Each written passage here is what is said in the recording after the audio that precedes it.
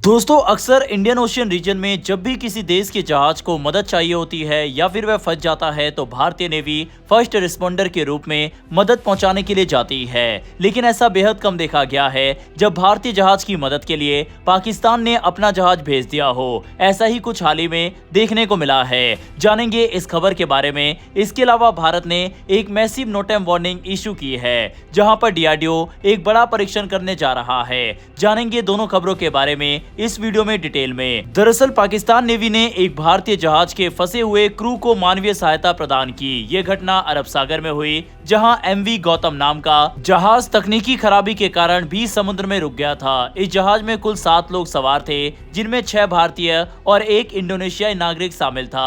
Report के अनुसार जब जहाज में खराबी आई तो maritime rescue and coordination centre Mumbai ने तुरंत पाकिस्तान से संपर्क किया और मदद की अपील की। इसके बाद पाकिस्तान की नौसेना ने बिना देरी के रेस्क्यू ऑपरेशन शुरू किया। इस पूरे अभियान में पाकिस्तान मैरीटाइम सिक्योरिटी एजेंसी ने भी अहम भूमिका निभाई। फंसे हुए क्रू को तुरंत राहत पहुंचाई गई, उन्हें खाने पीने की चीजें दी गई, मेडिकल सहायता उपलब्ध कराई गई और जहाज की तकनीकी समस्या को ठीक करने का प्रयास भी शुरू किए गए। रिपोर्ट के मुताबिक जहाज को सुरक्षित निकालने के लिए काम लगातार जारी था। ये घटना ऐसे समय पर सामने आई है जब भारत और पाकिस्तान के बीच रिश्ते सामान्य नहीं है। इसके बावजूद समुद्र में मानवीय नियम और अंतर्राष्ट्रीय समुद्री कानून दोनों देशों को एक दूसरे की मदद करने के लिए प्रेरित करते हैं। यही वजह है कि आपात स्थिति में राजनीति से ऊपर उठकर इंसानी जान को प्राथमिकता दी जाती है।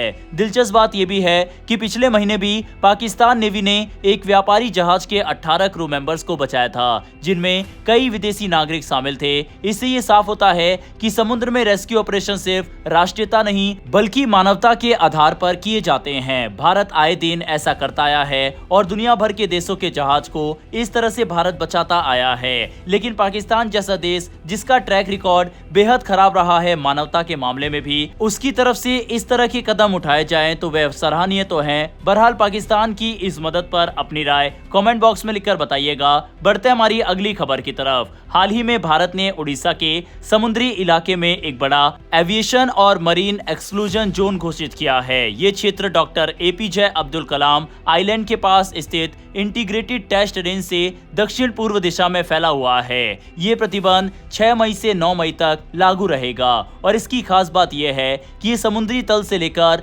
अनलिमिटेड ऊंचाई तक लागू है। आमतौर पर इतने बड़े और ऊंचे जोन का मतलब होता है कि कोई लंबी दूरी या हाई एल्टीट्यूड मिसाइल टेस्ट होने वाला है। ऐसे नोटिस जिन्हें नोटेम या नवेरिया कहा जाता है पहले भी जारी किए जाते रहे हैं ताकि हवाई जहाज और जहाजों को इस इलाके से दूर रखा जा सके। लेकिन इस बार जो क्षेत्र और समय निर्धारित किया गया है वह सामान्य शॉर्ट रेंज हथियारों से कहीं ज्यादा एडवांस सिस्टम की ओर इशारा करता है। उड़ीसा का यही टेस्ट रेंज भारत के सबसे महत्वपूर्ण मिसाइल प्रोग्राम का केंद्र रहा है। यहाँ अग्नि 5 जैसी बैलिस्टिक मिसाइलों, ब्रह्मोस और हाइपरसोनिक टेक्नोलॉजी जैसे HSTDV का परीक्षण किया गया है। अभी तक डीआरडीओ या मिनिस्ट्री ऑफ डिफेंस की तरफ से कोई आधिकारिक पुष्टि नहीं आई है कि कौन सा सिस्टम टेस्ट होगा, लेकिन एक्सपर्ट्स के बीच चर्चा है कि ये K4 मिसाइल का परीक्षण हो सकता है या फिर अग्नि 5 का कोई नया वर्जन जिसमें MIRV तकनीक शामिल हो। इसके अलावा हाइपरसोनिक प्लेटफॉर्म का भी अनुमान लगाया जा रहा है।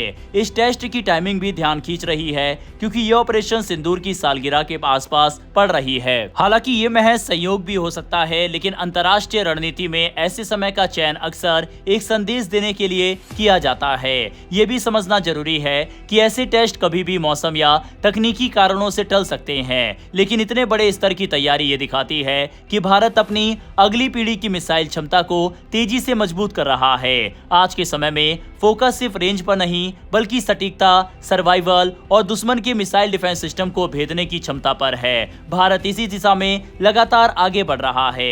बहरहाल दोस्तों, इस वीडियो में इतना ही। डिफेंस और फॉरेन पॉलिसी से जुड़ी ऐसी डेली वीडियो के लिए नीचे दिए गए सब्सक्राइब बटन को प्रेस कर बेल आइकन को दबा लें। फिर मिलेंगे ऐसी एक नई वीडियो के साथ। धन्यवाद। जय हिंद, जय भारत।